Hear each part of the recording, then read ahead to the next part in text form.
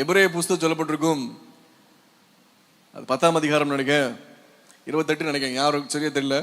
ஒரு வசனம் சொல்லப்பட்டிருக்கும், நீங்க கர்த்தருடைய இரத்தத்தினால் பூசப்பட்ட மனிதர்களாக இருந்து நீங்கள் தவறுகள் நீங்க துணிகரமா செய்யும் போது என்ன வார்த்தைன்னா, நீங்க தேவ குமாரனை உங்களுடைய காலின் கீழ் மிதிக்கிறீங்களா. இதைத்தான் எபிரேய புஸ்தகம் சொல்லப்பட்டிருக்கு. அது பவுல் எழுதினாரா யார் எழுதினா நமக்கு தெரியாது.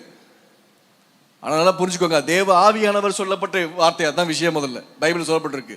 அப்போ ஒருவன் இதெல்லாம் ரத்தத்தின் அனுபவம் எல்லாம் தெரிஞ்சு அவன் பலவீனத்தில் மறுபடியும் விழும்போது என்ன ஆகுதுன்னா, அவன் தேவ குமாரனை தன்னுடைய காலின் கீழ் மிதிக்கிற ஒரு விஷயம் வேதம் நமக்கு சொல்லுது. ஆக்சுவலா ஆமா, எபிரேயர் 10:29 வாசிங்க.